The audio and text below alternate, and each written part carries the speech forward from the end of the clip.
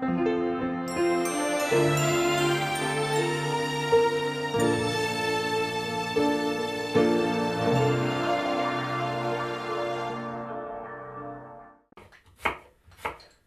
говорю, я богатый человек.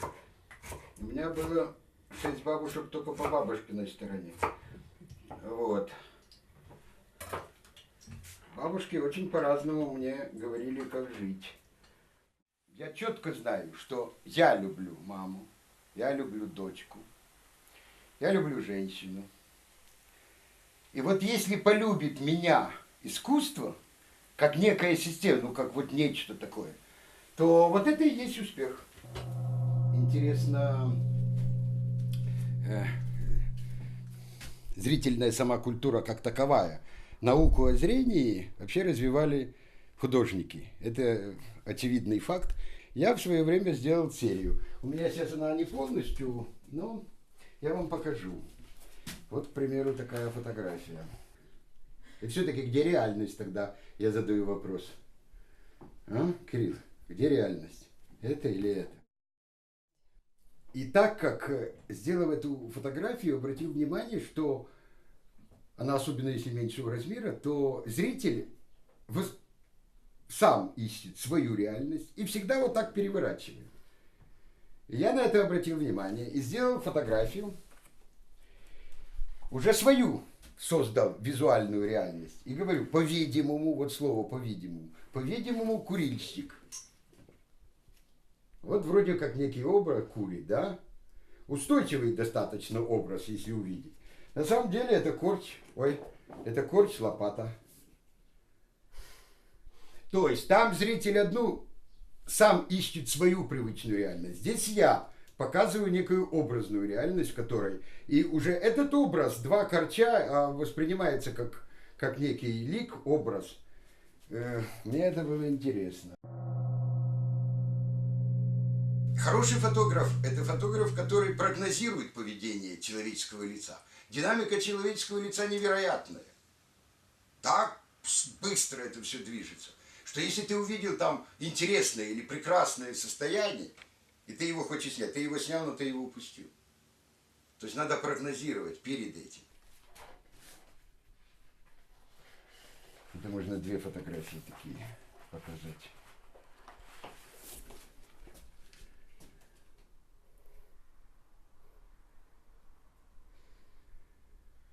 Эта фотография я снимаю как, хлеб, сам процесс изготовления хлеба. А вам Марийка сидит и крутит сигарету. Я говорю, она говорит, японский Мальборо не курю. И сама себе закручивает.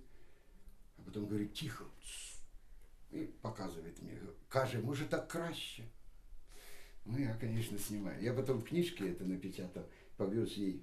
Она ходит счастливая. Пошли, я тебя налью. Молодец, что показал. А еще там интересное, это Таня в какой-то момент в этом же процессе, она говорит, Таня, в тебе файні ляшки.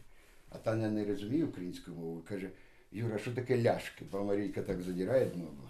Дивись, які в мене ці ляшки. Ну, красота, вот эта вот нежность такому, это природная вещь, такая естественная.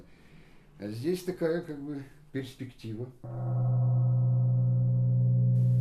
На пошуку предмета чи погляду робота фотографа не закінчується.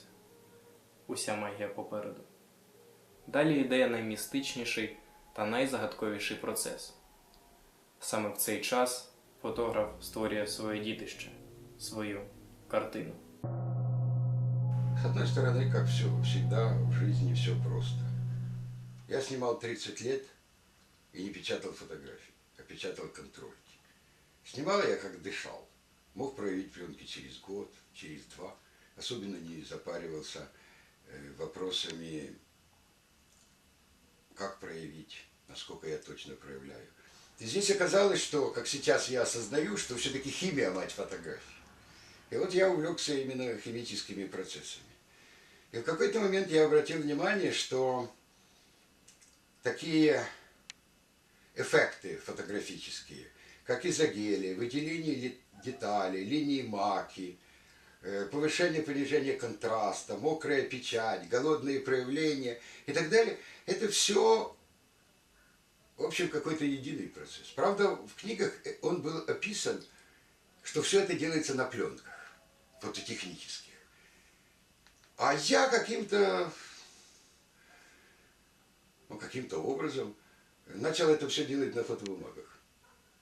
И вот в этом как бы первое такое мое изобретение. И с другой стороны, я стал работать не с отдельной карточкой, а работать с целыми блоками фотографий. Вот как маленькие контрольники. Я привык с ними всю жизнь работать.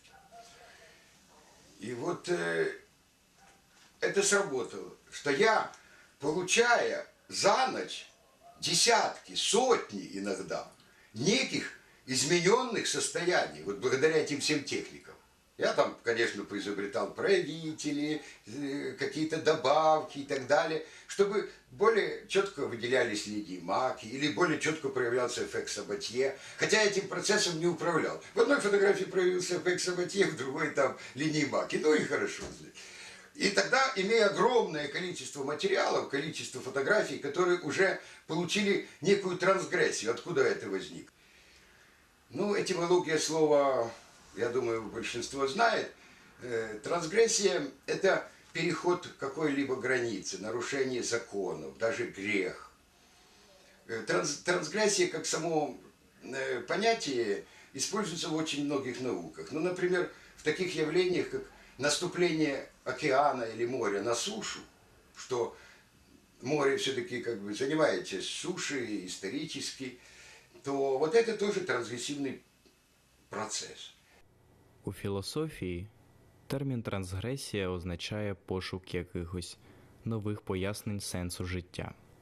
Світ був створений завдяки Великому Вибуху, тому процес створення і руйнування йдуть пліч-опліч як у житті, так і у мистецтві. У даному випадку це, мабуть, вихід за межі. І якщо брати, до прикладу, фотографію, це вихід за межі звичайної стандартної форми. Таким образом, я могу назвать эти химические процессы, которые я проделывал над множеством фотографий, не контролируя их каждую в отдельности, то получился некий мир. И я его условно для себя назвал трансгрессивным миром. То есть вот есть реальный мир, есть мир фотографический, можно так условно назвать. И тут оказалось какой-то иной, трансгрессивный мир. Он скорее более похож на какой-то графический, живописный. То есть меня сразу воспринимали художники. О, вроде бы как создано по законам живописи, графики. Но они всегда чувствовали, что в трансгрессии есть реальность, она фотографическая. Фотографы начисто, конечно, отрицали это и говорили, это не фотография. Хотя, дорогие мои, все фотографические процессы, которые были известны и открыты именно фотографами или учеными.